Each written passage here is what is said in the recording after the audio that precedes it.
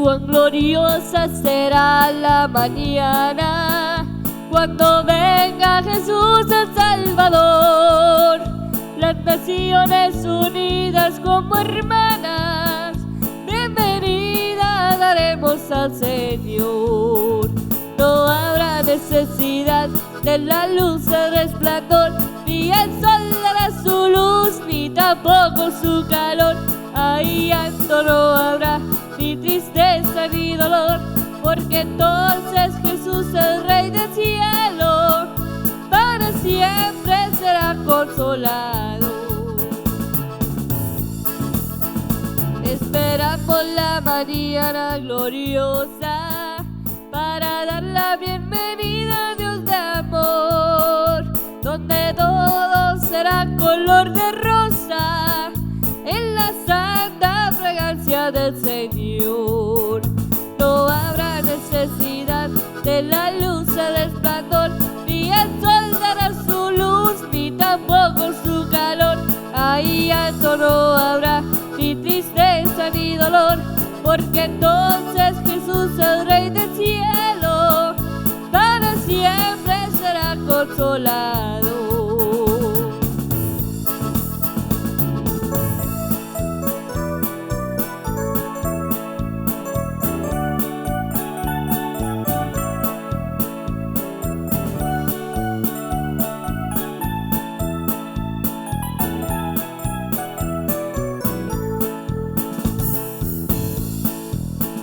El cristiano fiel y verdadero, y también el obrero de valor, la iglesia esposa del Cordero, estarán en los brazos del Señor. No habrá necesidad de la luz al resplandor, ni el sol dará su luz, ni tampoco su calor. Ahí llanto no habrá, ni tristeza ni dolor, porque entonces Jesús, el Rey del cielo, para siempre será consolado.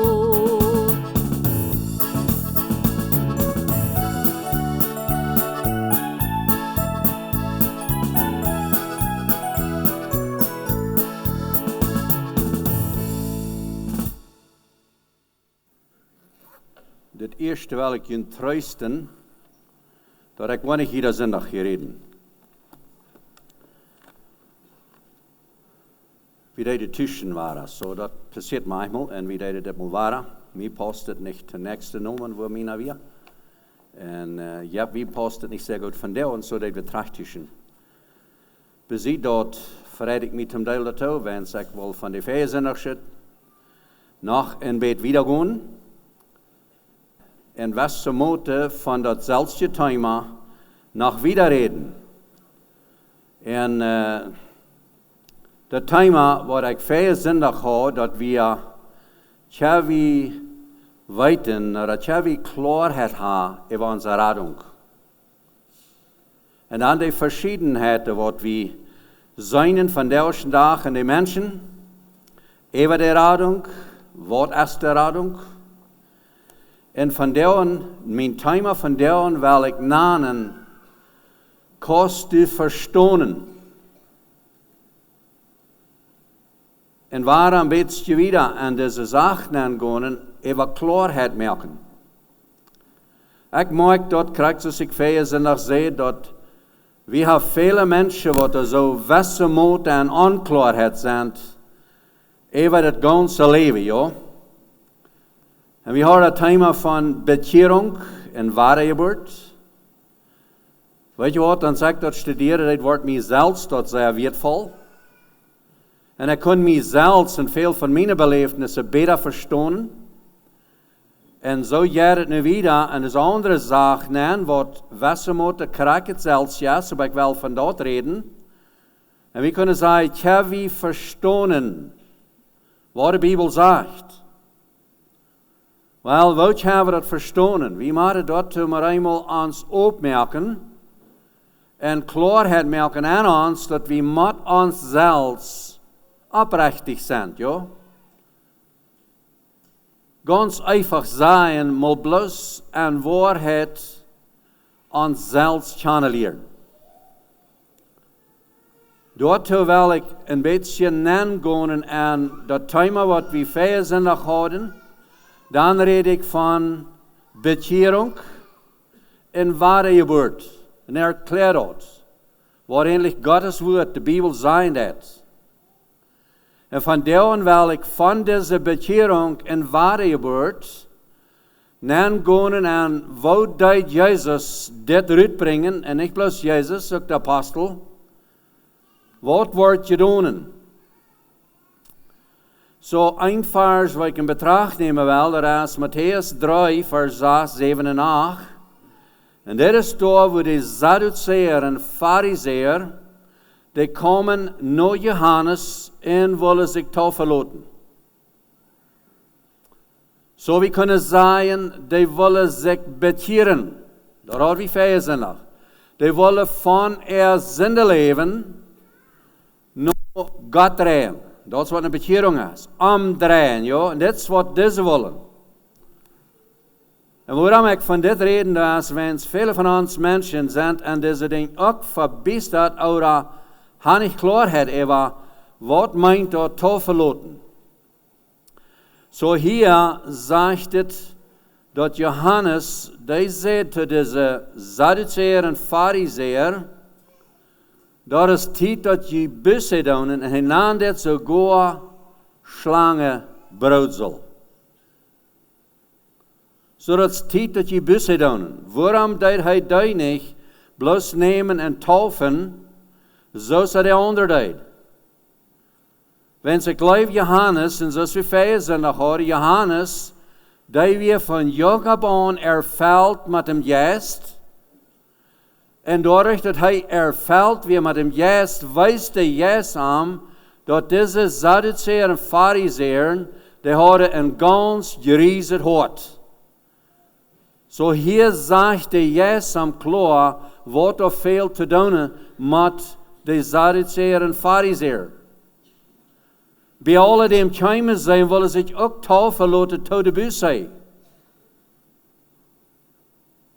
So, und was mir jankert, als diese Taufe erklären, was viele von uns von der ersten Tag nach einmal schrien, und sie tun das. Und ich will auch nicht deutlich merken, dass es arg, was getan wird. Aber ich will erklären, ist, dass die Taufe, was mit das Selbst zu tun hat, mit der Bekehrung, oder auch mit der Wahrheit, dass die beides endlich in der Schrift lernen hat. Und kurz zum Anfang, dass die mehr Dinge können verstehen, wo ich haben will, dass wir wirklich verstehen, das Wort Taufe, das ist ein Ding, was gebraucht wird, das ist ein Wort, was gebraucht wird in der Bibel, ein paar verschiedene Dinge zu erklären. Wir fingen eigentlich von der Beschneidung.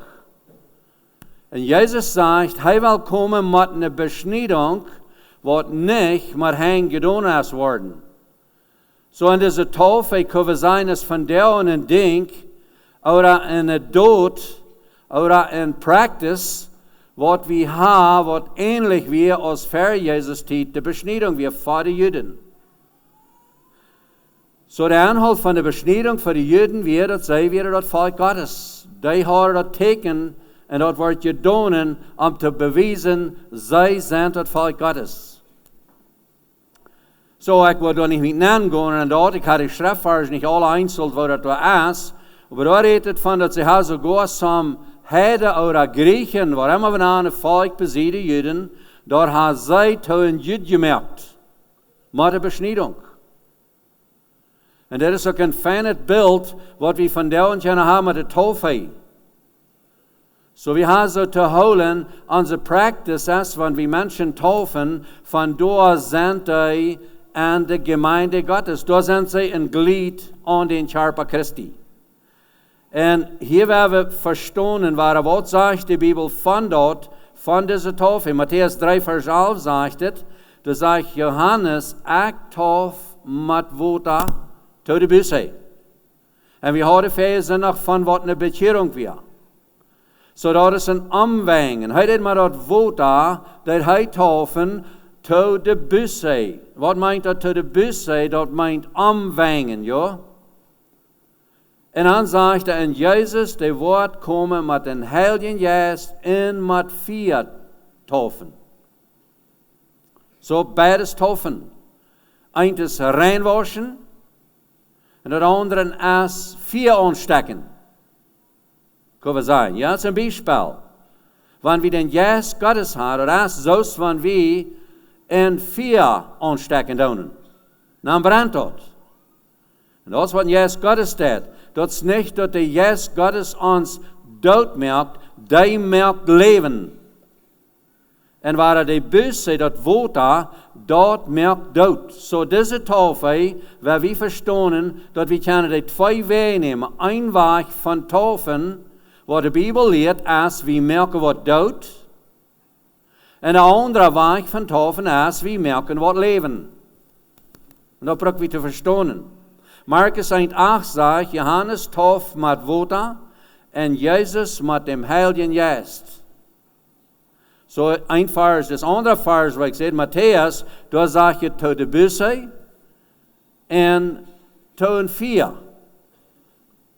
Zodat vier zal brennen. Jezus zei ook een vers, hij zegt, mens, wanneer het veel brennen deed, wat wil ik leiden was dat brandt al, dat wil weg.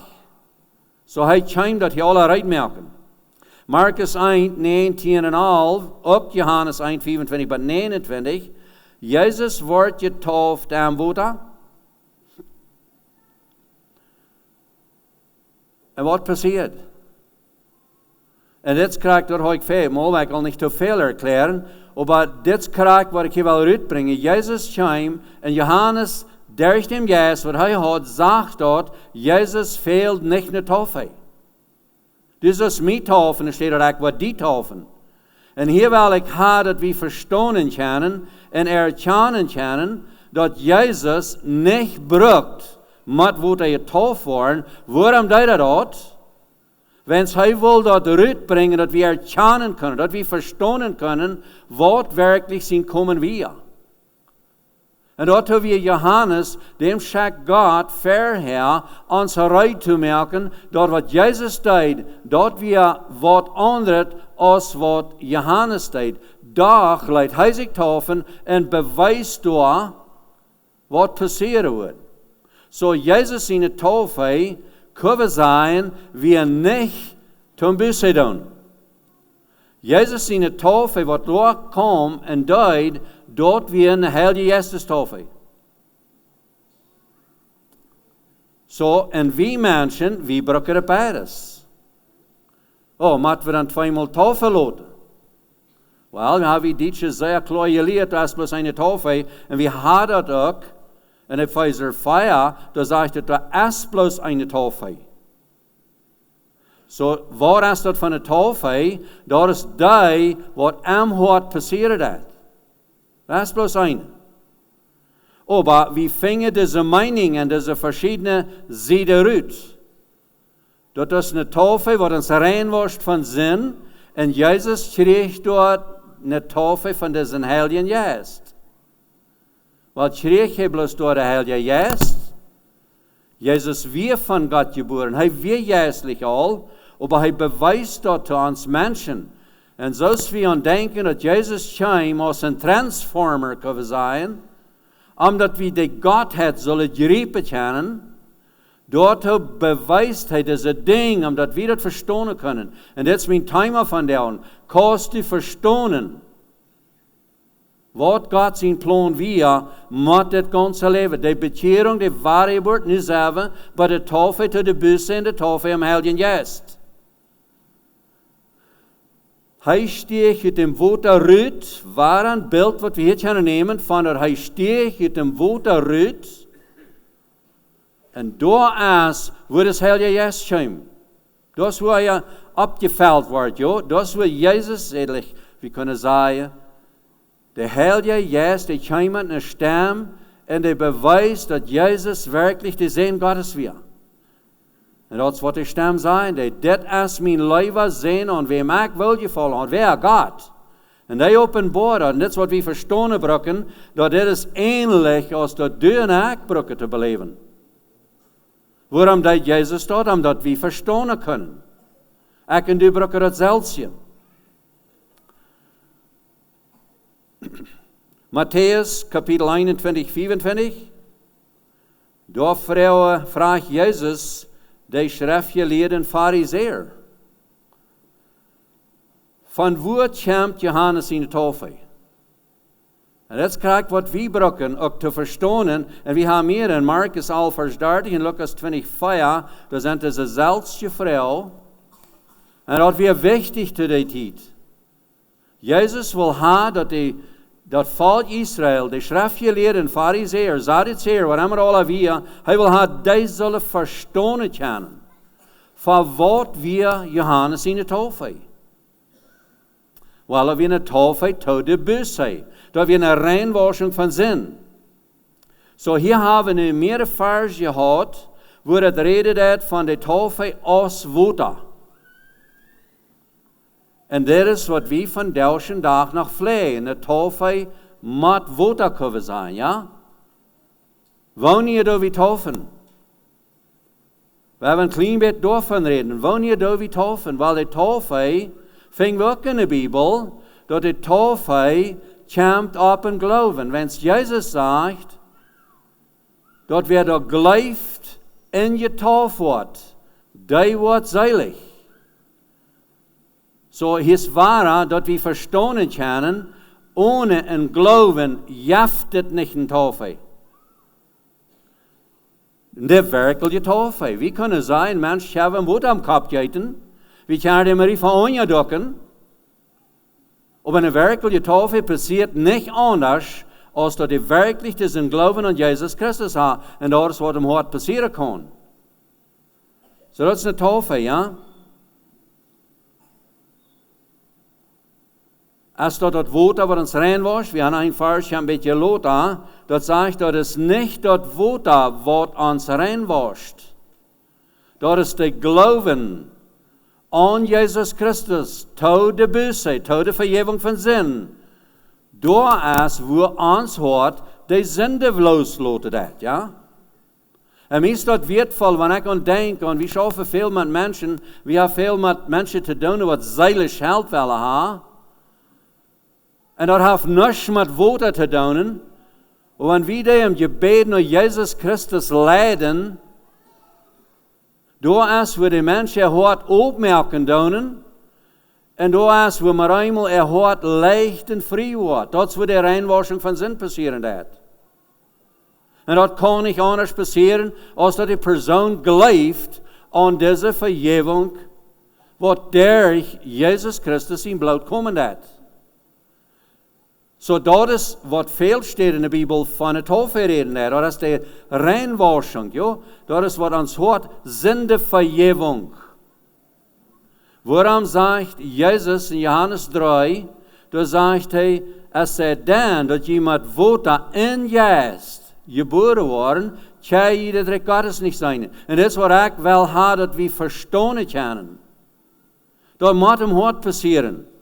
Wir können nicht bloß eine Maut haben, wo wir taufen tun, und taufen, die wenn die Schwester alle haben. Das ist ein persönliches Ding, was die Menschen im Glauben mal annehmen. Dann sagt die Vers, nächste, was ich erst sehe, dann sagt die, wer nicht glaubt, der wird verloren gehen. Warum sagen die, wer nicht getauft und glaubt, wird verloren gehen? Weißt du was, eine Taufe passiert nicht ohne Glauben. Er sind viele Menschen, die sagen, ich leite mich taufen in der Gemeinde, in der Kirche, aber ich will nicht im Glauben. Und weißt du, was dann passieren wird? Wenn die mal einmal im Glauben kommen wird, dann kann auch noch waren, natürlich denken, sei okay, nu fehlt mir Nacht mit Wasser zu taufen. Warum, wenn es die Bibel die sagt, durch dem Glauben und Taufe. Das meint nicht unbedingt mit Wasser begeiten, das meint, was im Hort passieren wird. Da ist, wo uns die Seligkeit versprochen ist. Noch ein Vers. Matthäus 20, Vers 22 und 23. Hier sagt es, der Jünger, der Frauen, Jesus, als hij Platz wird ein Reich geben, und seine Rechte eine Linke zu sein. Und jeder sieht, wohl einer von den Jüngern sein. Und was sagt er? Er sagt, well, wenn je worden je een tolf verloten met die tolf, wat ik je tolf zie, tja je dat? Dan zei ze, ja. Dan sagt Jesus, yes, je wordt ook. Je wordt je tolf worden. Aber dit je te verspreken, dat is God zijn zaak, ja? Hier wil ik waren, dat geheimnis uitvinken, dat we verstaan kunnen, dat Jezus checkt duipen, als bloos ons natuurlijk checken, wer groot wil zijn, en beziet Jezus als een grote champion ook te zijn, en hou ons ook vergroot, ja? Hier redt hij van wat hem hart passieren heeft, en wat hij hier zegt, dat is God zijn zaak, wat in ons hart passieren heeft, durch wat, durch den Glauben. En dan zegt hij eerst groot zo, tja je dat? Nou ja, sure, ze versproken. Ik geloof, ze wisten niet wat ze zeiden. Maar Jezus wist, en hij zegt dat is ook wat je worden moet. Je worden moet te klaarmaken, dat je deze tafel durchgaan. Den Kelch drinken. Wat heeft Jezus van Kelch drinken? Hij nam de ganze Welt zin op zich.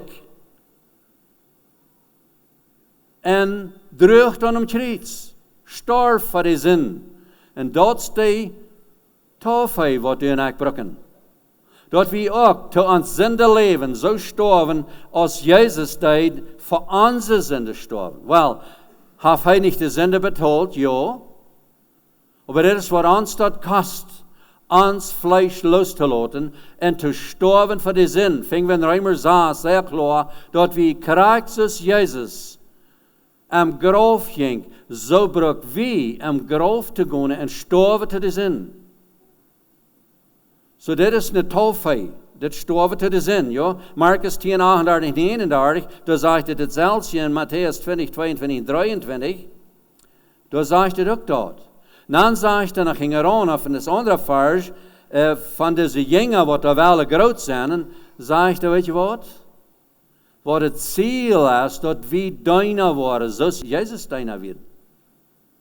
Onze aanstelling, onze tafel, onze reinwaschung, wat we krijgen, dat is dat we een aanstelling krijgen van deinen. En dat komt al deze nächste tafel kunnen zijn, wat de eerste tafel is. Markus 16, 16, wer er geleift en je tafel wordt, die wordt selig. Dat war zeg ik al. Wer er niet geleift, die wordt verdammt. We kunnen zeggen, die is verdammt. So wie brokken verstaan kunnen, dat een tafel, wat de Bijbel leren heeft, dat is niet bloos een uiterlijke teken. Dat is veel wat dieper is dat uiterlijke teken. Dat is een persoonlijke ervaring van vrij worden van zin. En niet bloos dat is de ervaring van dat het vuur ontvangt te brennen. Dat de Jezus Gottes in ons ontvangt te schaffen. Markus 1, 4, Johannes, die tauft met water tot de busse, tot de vergeving. En weet je wat, we vingen, waarom zeg ik die vers alle? Er zijn immer meer wie het bij. Einer steht, sagt het busse, zum vrij worden, tot de vergeving. Hier zegt het ook vergeving. En dat we verstaan kunnen, dit is een ding wat aan ons hart passeren moet. Het is niet een ding wat we naar kerkje moeten kunnen gaan. Dit is een dieper, het weetvoller ding als dat. Dat is wat we brokken werkelijk te verstaan. Matthäus 3, 13 tot 17, Jezus wordt getauft, en dat zeg ik al bij van Johannes. En Johannes fällt sich nicht wert, um zu taufen. Jesus sagt, alle Gerechtigkeit erfallen soll es nu so sein. So, een andere wird, wat muss Jesus kommen auf diese Erde? Warum deed Gott nicht einen elektrischen Knopf trekken en een abnehmen zaten, dat wir hier alle von selbst beschert werden? Weet je wat, dat wird niemals passiert sein. Wenn's wir können das nicht begreifen. Dort kam Jesus en hij deed hier verleven als een mens, wat mensen gezien had. De jonge zeugen van, zij had hem gezien. Johannes zeugt von, was wir haben gesehen, was wir haben gehört und was wir haben angeschaut. Das ist der Jesus, wo er von redet hat. Und wenn sie das so klar kann abschreiben, da ist, wo wir abwarten und ansehen können, das ist der Herbst, was dort passiert. Und dann mit dieser Erklärung, dass wir wirklich verstehen, er hat dann hier die Taufe und Wut an Vieren und all diese Dinge gebraucht, damit wir es alle können verstehen. Und so viel mal sagen wir noch einmal, aber da, naja, some die dann sogar sagen, nee, dat de Taufe als je de Wahrheit geburt. Ja, da wo du fährst, op het knieën legst voor de Tjoek, de ganze Tjoek, dan komt dat woord op die nap en dan krijg je door, krijg de Wahrheit geburt. Weet je wat? Ik wil niet zeggen, dat kan er niet passieren. Maar dat is niet dat woord wat die de Wahrheit geburt geeft. Dat is wat aandien hoort, durch dem Glauben an Jesus Christus. Das, wo das passiert hat, und dort muss wir verstehen. Das kriegt es, ich sehe, von der Bekehrung und der Wahrheit. Die sind so dral mit dort, die, naja, das ist alles top. Ja, Bekehrung, Wahrheit, das ist ein. Das sind dort, wo wir dann an. Das ist bloß eine Sinnesänderung. Und das passiert somehow, und die muss bloß weiter, wenn nicht passiert. Das dann können wir sagen, ja, kriegt diese Taufe, moet een rechter Mensch zijn, aber eine Taufe dat, wenn dort nicht ein rechter Christ ist, dann ist meine Taufe nicht ehrlich. Hat ihr auch al gehört? Wenn der Prediger Christ ist, wenn der Prediger gläubig ist, dann ist die Taufe ehrlich. Dann hat ich den Jesus, der ich den Prediger gekriegt. Weil ich verstehe das nicht, so steht in der Bibel. Wir haben am Vers Luther, da sagt Paulus, ich bin so dankbar, dass ich nicht in meinem Namen getauft habe. Das dann will ich an mich bühen. Dat is veel wat dieper dan wat wij mensen doen kunnen. Dit is een juistelijk ding wat God zelfs in iedereen deed. En dit braucht geloven van iedereen.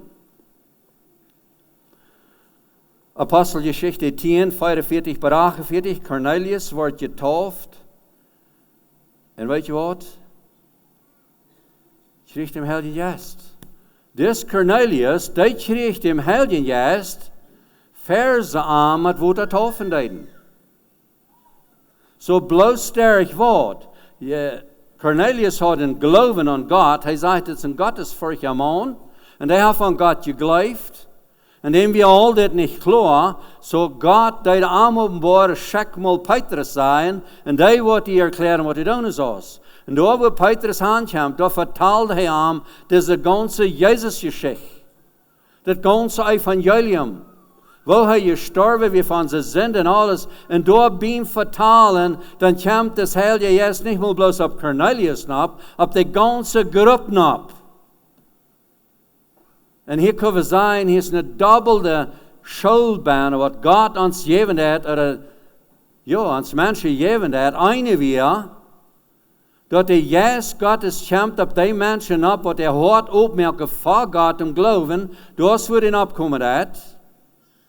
Und hier will ich noch kurz Petrus wiesen als ein Jude, dass die Menschen sind alle unter dieser Gnade. Die sind alle würdig, diesen Heiligen Geist zu kriegen, nicht bloß Juden. Und da weiß wir, dass der Petrus all right machen, der da ein Job hat. Da muss er sein, dass er irgendwas für sich hat, was er nicht kann erinnern, was Gott gereinigt hat. So wenn ihr auf Cornelius Büsse getan und Sünde bekannt, oder sich lassen aufwaschen, das fingen wir hier nicht. So hier weit wir waren, so ist sich laatst vertalt von das Maalchen. Das wird auf verschiedene Weise getan, und so fingen wir auch in dieser Bibel, dass es sind verschiedene Wege, wo Gott die Menschen getroffen hat, und some ist es wichtig, dass der Heilige Geist gekriegt hat, und some haben Büsse getan. Aber was die Hauptsache von der Allertop ist, dass er wieder gläubig an Gott und er lebte. Gott lebt an er, ja? Und das ist die Hauptsache. So wenn wir nu die Bekehrung und die Wahrheit geburt, nu sei ein Eintrag und sagen, ja, du kannst die Bekehrung, aber du bist noch nicht Wahrheit geworden, nu musst noch Wahrheit geworden. Oder wenn wir sagen, hey, du bist nu noch mal getauft, auf der Büsse, nu musst du noch einmal getauft, am Heiligen Geist. Und da wollen wir noch kommen. Das ist das nächste, Apostelgeschichte 19. Da wir kriegen uns das. Hier sagt das, Apostelgeschichte 19, Vers 1 bis 7. Paulus kam nach Ephesus. En von 12 Männern, die haben nicht den Heiligen Geist gekriegt, aber die werden gläubig geworden. So was passiert mit diesen. Dann wir, was sagt er? Die werden getauft, ob Johannes seine Taufe zu der Büsse. Aber, was dann? Sie sollen getauft worden, ab dem Glauben an Jesus Christus. So, die Leute sich taufen. Sie haben die Taufe zu der Büsse. Und das sind so, was Paulus taufen die zum zweiten Mal. War getauft. So, den wird getauft ab dem Glauben Jesus Christus. Und was danach? Das regt nicht mal zu. Als sie dann hielten, dass sie getauft werden ab dem Namen Jesus Christus, dann, was dann? Dann lädt er den Hang ab und bet mit er, und dann kriegt dem Heiligen Geist. So hilft er mit 3 Dingen. Einer lädt, der wird von Mutter getauft, wie Johannes. Zweitens, der wurde noch einmal getauft, ab dem Glauben an Jesus Christus. Und drittens, wurde Hang abgelegt, und kriegt dem Heiligen Geist. So, wenn wir uns da noch rechten wollen, dann würden wir unsere Menschen mal 3-mal taufen. Oh nee, das letzte Mal müssen wir bloß hängen bleiben. 2-mal taufen und hängen bleiben. So, und wie fingen diese Dinge an der Schrift? So, nu wenn wir noch einmal 6, Vers 3 und 4 gehen, da sagt es, weißt du gar nicht, dass du zu den Tod Jesus Christus getauft bist? Was meint das? Wir können sagen, wenn wir das alle verdrehen und verständlich haben im Kopf, dann würden wir sagen, okay, dann war ich doch wohl getauft, um Jesus Tod zu merken. Zu dem Tod Jesus Christus. Und das ist nicht, wer wir das verstehen können. So diese Taufe, was hier in Römer 6, Vers 3 sagt, ich verstehe das nicht als eine Wutertaufe. Ich verstehe das so, dass wir klar im Glauben genommen haben, dadurch, dass Jesus für meine Sünde gestorben ist, kann ich frei werden. Ich kann meine Sünde loswerden. Und das ist, was wir müssen verstehen. Dass dadurch dort, was Jesus getan hat für uns, durch sein Blut, das ist der einzige Weg, dass du und ich können getauft worden hat, rein gewaschen von Sinn, verjäft, frei, gerecht. Und das sage ich in Römer 6 wieder, all die, die gestorben und getauft sind, some steht es, er hat gestorben, some steht es, er hat getauft. Was sage ich hier noch, Ola? Gerecht geworden. Glauben am Leben. Jesus starb und stand ab. Und dann sagt es, und Jesus starb einmal für all die Sinn. War das ganze Ding als eine Taufe. Reinwaschung von Sinn zu einmal. Was meint das? Wir machen eine Entscheidung, wie ich Verse noch habe, von dass wir die Entscheidung machen für die Bekehrung. Und wenn wir die Entscheidung machen für die Bekehrung, da ist, wo wir durch den Glauben frei waren von Sinn. Und hier im 5. Vers sagt es, das 1. sagt es, dass wir waren, all die, die gestorben sind, die sind gerecht von Sinn. Und das ist eine Gerechtigkeit, was durch den Glauben an Jesus Christus kommt, was für Gott jährlich ist. Die Gerechtigkeit. Warum ist die für Gott jährlich? Wo weit wir das? Wo wir das mal ausfingen, wenn wir schwer im Himmel ankommen? Das haben wir von denen all ausfingen. Diese Gerechtigkeit, die wollen wir von denen in uns Hort an. Wir wollen an, dass Gesetz, was Gott hat, dass wenn wir stehlen und lehen, dann kriegen wir ein bedrecktes Gewässer Hort. Und nu, der gestorben zu dort, aufmerken und gestorben zu dort, dann geht dort bedreckte, verplauderte Gewässer weg. Und da wenn sagen wir, dass das eine Gerechtigkeit, was für Gott jährlich ist, wenn sie nimmt uns, das Schuldgefühl weg. So wie dürfen nicht bloß luren, nur vielleicht, wo wir im Himmel dann kommen, dann, wo wir weiter nicht sind, wir reich. Wie war das nie im Leben allein? Wenn du nicht anwärst, dass dein verplauderte Gewässer sich ändert hat, dann hast du wahrscheinlich nicht eine Taufe gekriegt. Krijgen don't wanneer ik met water getauft bist, aber du hast nicht die Reinwaschung im Hort gekriegt. Da ist es wichtig, dass wir das verstehen können. Mit dieser Reinwaschung, als wo wir eine Gerechtigkeit kriegen, und da ist, wo wir für Gott frei waren. Das ist, was eine Taufe ist. Nächste. Apostelgeschichte 8, Vers 14. Noch eine Geschichte. Philippus, der predigt in Samaria. Und viel worden da gläubig. Und was? Und im Namen von uns Herrn Jesus Christus sind sie worden getauft.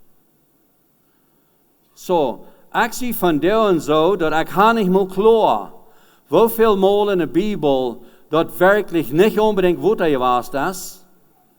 Dort ist bloß eine Reinwaschung im Hort geworden. Eine Vergebung, wo die Menschen glücklich und frei geworden. Wir denken immer so, naja, wahrscheinlich war es auch Wutter gehabt. Wo das dort in Jerusalem, der erste Tag, wo da 3000 und dann danach, was war das? Die Gläubigen getauft, sagt das. Hat er da so viel Wutter gehabt? Kann sein. Ich will nicht sagen, es ist nicht so. Absolut nicht, weil ich deutlich merken, das ist nicht geworden. Was mir klar ist, was geworden ist, die kriegen Vergebung von Sinn. Wenn es dort was viel steht in der Bibel von Taufe reden hat. Und da wir dort klar haben. So, die wurden gläubig, die wurden getauft. Und was noch? Die haben aber nicht der Heilige Geist. Was ist da hier passiert? Philippus predigt, sie wurden gläubig, sie wurden getauft und haben nicht den Heiligen Geist. Dann wurden Petrus und Johannes von Jerusalem geschickt, dahin zu beten, mit die und die kriegen den Heiligen Geist. Samaria. Wer weiß, wo wir auf der Rest von Jerusalem? Korrekt, weiß ich nicht. Aber ich würde leben ungefähr 50 Kilometer. Sieg reich? Oder sieg 50 Kilometer uit? No, ich lebe nicht. Ungefähr 50 Kilometer. So, wie lange habt ihr dir dahin reisen? Zu Fuß stelle ich mich so vor, mit einem Burra, mit einem Esel, was immer. So, die sind Leute dahin gefahren und die hängen ab die Leiche. Nein, hier sagt nicht hängen ab die Leiche, hier sagt bloß Gebet und die kriegen den Heiligen Geist. So, some steht in Antwort eine Taufe. Hier redet nicht von Taufe, hier redet von der Haar, sind gläubig geworden, Jesus Christus wurde getauft und er hatte nicht im Heiligen Geist. So passiert so von der noch. Well, ich weiß das. Wir haben manchen Menschen, die haben bisher getan, die haben alles bekannt, aber dem ist niemals klar geworden, dass er den Heiligen Geist hat. Dort vier haben nicht gebrannt. Und dann einmal, dann war das Tag. Nu kann ich sein, nu ist mir das klar. So dort wird er anfangen zu leben, das wir jetzt heute von der Wahrheit. Da wird das Kind anfangen zu stanken und zu schreien, dann weiß wir, nu lebt das. Und das ist, was der Heilige Geist hat, der bringt Leben. Ich wundere manchmal, dass unsere ganze Zweifelerie und all diese Dinge unklar hätten, damit zu tun ist, dass wir zu bloß viel tun, viele Mennoniten sind. Wir wollen rein alle frei sein von Sinn und glücklich in den Himmel kommen, und wir wollen nicht ein Ding tun für Jesus. Das ist es dort. No, wenn es von ich was tue, dann wollen sie mich vielleicht uitschämen oder vielleicht wollen sie mich dumm sein. Ich sie lieber still und lebe mehr oder weniger, bloß ich versuche abzupassen, ich nicht was Sinn tun, wenn es dann war ich auch glücklich. Und wenn wir wirklich das Feuer würden brennen haben, dann würden wir vielleicht mal einmal klar werden. Oh ja, ich habe den Heiligen Geist, der gibt mir Kraft, ich kriege Einstand. Das ist Verfall, Junge. Ich weiß, ich kämpfe mit den Beisen und ich habe die Kraft für den Gouden. Ich will uns alle Motto sprechen. Wenn du viel besser, ich fühle sie, dann werden wir mal abstonen und tun was. Das, wo wir anwollen, das schafft er nicht.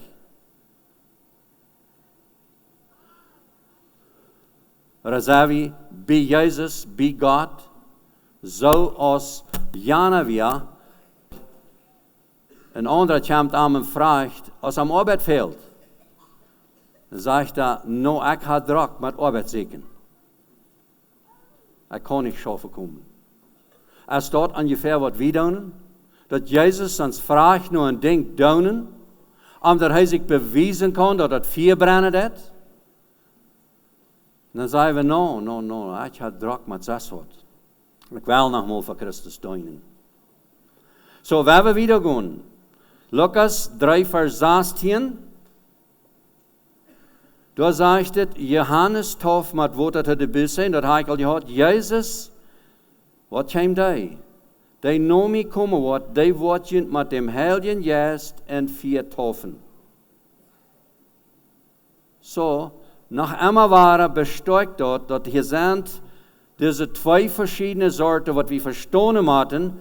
Und weet je, ich will je nicht sagen, dass man nu ein en dan stoot dat andere, die kunnen beide tegelijk. En wie vingen dat groot van Cornelius, die kreeg dem Heiligen Geist eerst, dan leidt zich taufen met water. Ja, dat is wat er passiert. Ik leef met water. Nog een interessante ding, weet je wat, Paulus, die wordt nog getauft. Zur Vergebung der Sünde. Und so sind wir. Wir haben noch eine steht hier in Apostelgeschichte 18, 22. Da sagt es, dort Aquila und Priscilla, die kriegen auch den Heiligen Geist. Die wurden getauft auf die Taufe von Johannes. Und die kriegen auch den Heiligen Geist. Und was passiert? Dann wird noch ein anderer, ich habe den Namen hier, wo ich kann ihm nicht groß sein, aber die wird gläubig, dort was sie deuten. Und da wurde viel geraten durch das andere. Und da redet überhaupt nicht von der Taufe. Die wird bloß gläubig. So, all so verschiedene Dinge haben wir hier, was die Bibel sagt. Der Römer 6, Vers 3 und 4, sie waren dort, wo ich erst von rede, weit je euch, als je dort klar, dass all je, was getauft sind allein durch den Tod Jesus Christus rein gewaschen von Sinn. Wir können sagen, getauft. Dort seien sie ja wahr. Und wenn wir dann in Epheser 4 lesen, dann, dort ist bloß eine Taufe. Und weißt du, dort haben wir nicht alle klar, dort ist bloß eine Taufe. Noch einmal taufen, oh, weißt du was, haben die sagen sogar, dort ist eine heilige Gesteslasterung. Und dort fing ihr überhaupt nicht in der Bibel. Wenn dort wir, dann würden wir diese Vers nicht finden. Dann würde das alle haben, diese 12, was er wäre, und der andere, was er wäre, würde haben den heiligen Gest gelastet. So werden wir dort nicht mal einmal anfangen zu glauben. Und weet je, dat zijn zoveel Geschichten. En dat is niet bloß nu, dat soll Jahre terug, 25 Jahre terug ungefähr, dann zweimal für MC Seischafen deden. Dann hat das mal so kommen, da Atelier noch mehr, da wir in der eine Kolonie dort dran gegangen, dort wird eine weiße Person von der Kolonie, die hat sich noch einmal lassen taufen. Und die wird bald dort gestorben. Und die hat beim Sterben geschrien. Und nu kommen sie mir Frau, und nu wird gesagt, die wir begraven, und die schrie dann noch einmal. Die Menschen können von weit auf hören, dass die Deutsche noch einmal schrie. Warum? Wenn sie sich zweimal taufen lassen. Weil ich könnte früher, dass mir mal Frau und einer wieder mehr als eine, ich sehe, weißt du was? Wenn die Geschichte Wahrheit wäre, dann würden wir das rein alle weiter, wenn es steht, wir ganz bekannt genug zum Nordrechten Raum schicken, dass wir rein alle weiter da schrie, wenn der Mensch. Und es sind viel von den Dingen, was passieren dann, wenn wir sind nicht klar mit Gottes Wort. Wir fangen an all diese Alt-Weber-Fabeln an, ich manchmal abgemerkt die Geschichte, zu glauben und Angst zu kriegen, was in den Dingen steht. Und wenn wir das klar machen, wenn wir fair wie alle hundert Dinge sein und wieder vertalen, wenn wir mal Gottes Wort studieren, was meint eine Taufe? Was heißt das? Was meint bekehren? Was meint nie geboren zu werden? Apostelgeschichte 2, 38, die erste Kirche, die Busse, und die Leute sich taufen, und die wurden gläubig. Ab dem Namen Jesus Christus kriegen sie Vergebung von der Sünde, und sie kriegen den Heiligen Geist. So, das ist ein ganzes Ding, was passieren wird. Busse daunen, Vergebung kriegen, glauben an Jesus, und den Heiligen Geist kriegen. Das ist alles ein Ding, was wir in der Bibel klar finden, was wir brauchen zu haben. Und dann ist ein Heiligen Geist kriegen, das kriegt dort, was ich erklärt mit der wahre Geburt. Wo weißt du, dass du den Heiligen Geist hast? Sie haben mich viel gefragt. Wo kann ich weiten, dass ich den Heiligen Geist habe? Weil ist das ein Ding, was ein Gefühle sind, das rüscht mir ein bisschen in die Ohren und das schüttelt mir im Buck. Und dann ist der Heilige Geist dann angekommen? No. Dit is een ding wat we om geloven nemen doen. En waarom geloven? Ik heb mijn hand gegeven voor Christus en ik geloof aan hem. En daar waar een woordje passeren, wat van deze juist komen. En daar hadden we 4 maal van de waarheid. En dat krijgt ze met deze juist. Zoals Jezus zegt dat de waarheid passeren dat, zo is het ook wat de juist staat in ons. We worden dat aan derg leven. En dit is waarom we vele van ons mensen niet klaarheid hebben over dat als de juist en waarom, wens ik ze te veel te wat doen. Ik maak niet action op dem juist. Ik doe niet volgen dem. Wanneer du volgen wirst, dan wirst du ervaringen kunnen vertalen. Wanneer je een oor wirst opmerken, dan wirst du het zijn wat je deed. Maar zolang we dat niet doen en zetten en wel bloos niet zingen, dan is we deze ervaringen niet hebben. En dat kan zijn, dan hast du dem ook niet. Ik wil niet zeggen, we hebben hem automatisch van we dem feilen en dem leven of niet. Dat kan zijn, du hast hem niet. Dan is het nodig dat we hangen blijven en dat beten ze daar doen. Dit is een ding wat we zullen aanvangen te praktiseren. Al wie waar niet klaarheid te hebben, wat we zijn getauft door de Busse, we hebben Sünde bekend en we hebben het tauft verloten en we hebben niet klaarheid over dem Jes, dan voort we gaan en laat hangen blijven en beet. Dan word je dem schreien. Dat we leven kunnen en dan wordt de action merken. Maar niet wanneer bloos wordt zitten blijven en staunen. Dat is waar de leven niet wordt, dat is waar we aanvangen te schaffen. Nog een ding, Lukas 12, 49, 50. Ik zie je komen 4 ondersteken op deze eerd, en wat wil ik leven als dat brandel? Dat is wat je zal van reden, dat is Lukas 12, 49, 50.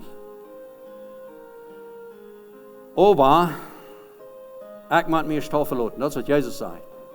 Zo hij steekt het al aan, en hij zegt, ik moet meer stof verloten. Zo hij moest dat eerst sterk gaan. Römer 6, vers 3 tot 4, weet je niet dat je alle tot dem dood Jezus Christus getauft zijn? En die vers had je al meermaal gehad, ik hoop je behouden hem. 1 Korinther 1, 13 tot 17, Paulus, wie een vrouw, dat hij niet had getauft. Gaius en Crispus, die hadden getauft. En weet je, dit is wat ik je wel klaarleggen. Ik had mal een broeder, die weer ganz versteld over de gemeente. Wens die prediker wat aanbesteed had, die weer de gemeente uitgegaan en we hebben een.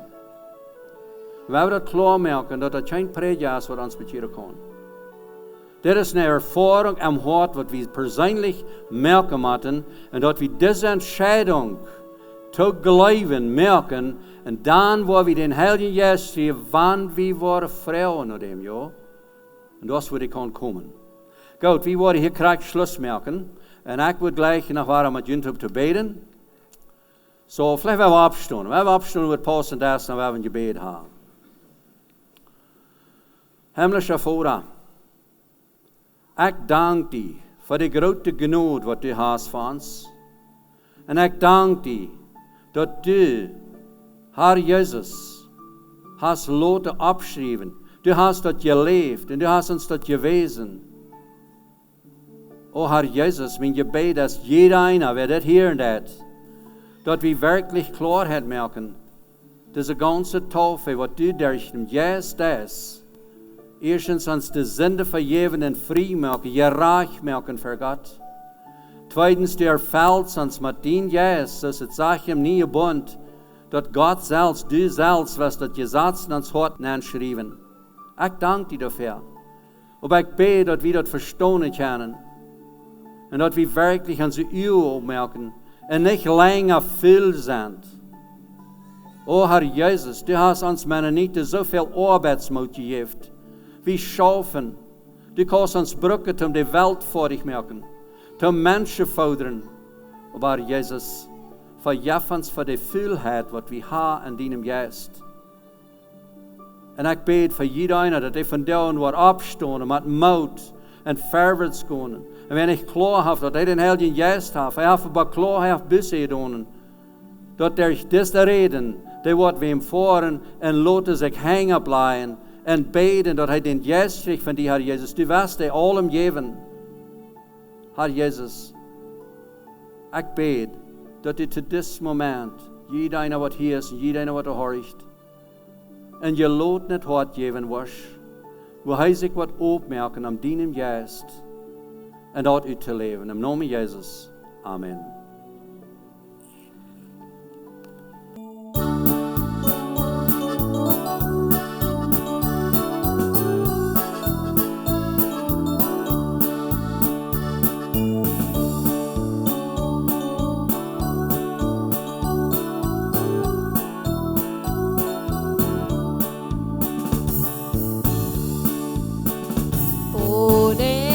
Los pies sobre la tierra y despreciar la guerra, eso es amor. Tratar con más delicadeza a los de la pobreza, eso es amor.